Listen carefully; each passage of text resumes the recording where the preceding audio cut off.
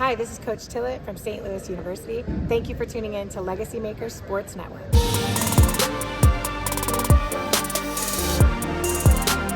All right, ladies and gentlemen, this is Robb Johnson of LegacyMaker Sports Network. I am here with the 2023 conference winners, Coach Rebecca Tillett and Kyla McMakin.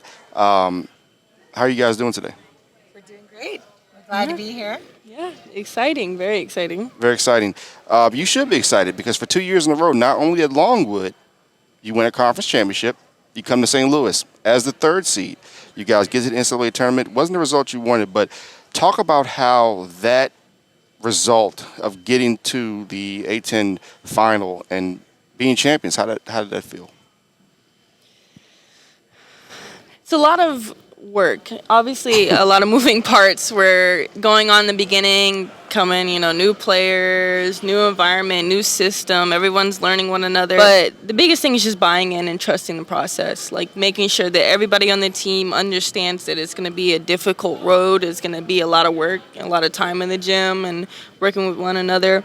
And I think once you set that up, once you get that environment going, it's really easy after that because everyone wants to elevate their game and play harder and win, get to there. Well, I don't mean to, downplay things, but I think that when you talk about work, 17.2 points per game and holding the record for a single game for 40 points, that's more than work. That's dedication to your craft. Coach, talk about your player right here, who's first team going into the season, how she just dedicates herself to the game.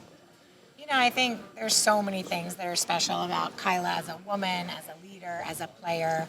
I'm just grateful to have your five together and be able to grow again together. I think in terms of the work that she puts in, we often talk about this in coaching. Some of the work that she put in has been since she was a little kid, right? Like practicing outside. There's images of her in her backyard, shooting with her brothers and her dad, and all of that time, and then you translate that into a long career and the amount of time that she dedicates to getting better and helping her teammates get better. She'll invite a teammate to come shoot with her, which as a coach, it doesn't get much better than that. Definitely. When you guys look at, last year, how tough the A10 always is. I know a lot of people out there probably don't know about the A10 too much, but, we do, of course, the LegacyMaker. We've been covering the A10 for 6 years now.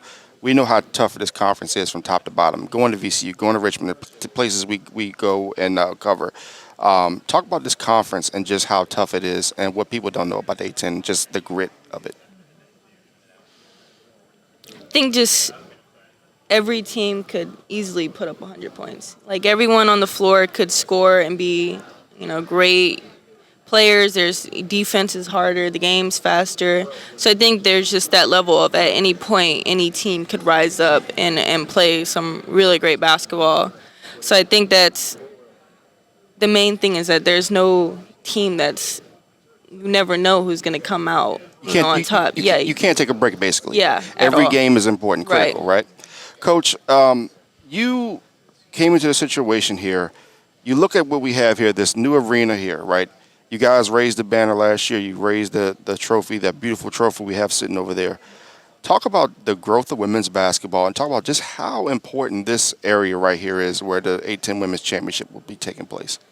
Yeah, the people I want to spend the most time with in the world are competitive women and people that care about women's sports. And Yes. I think this decision to bring the tournament here to a neutral site, to a place that really cares about investing in women, is going to speak volumes for where we can go as a conference. And, the A10's been great for a really, really long time. And as you spoke to earlier, the competitiveness top to bottom in a basketball-centric league.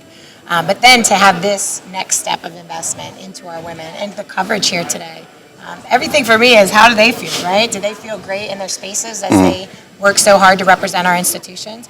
I think it's a great time for women in the world and women in sport right now.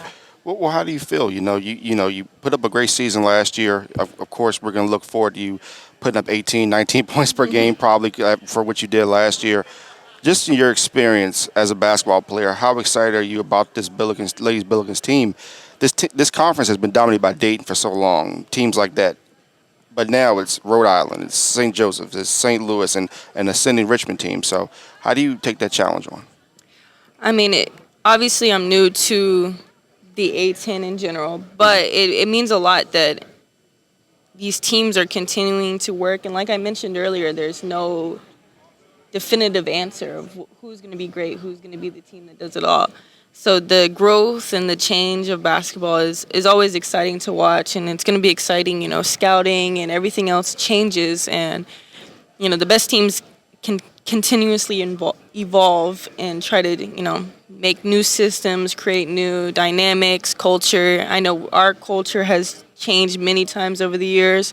So just that change itself is exciting. I'm excited to see the teams. I'm excited to see, who has new moves, especially on my team, especially on St. Louis, who can do. I know we're going to have some shooters and some defensive players. So it's going to be exciting to see all the changes that are coming. Yeah, because you have two players who are going to be Kenny Calhoun and Julia Martinez, who are on the all-defensive team, and that is critical, I know, with this conference, with defense. And, Coach, I would say this is my last question to you.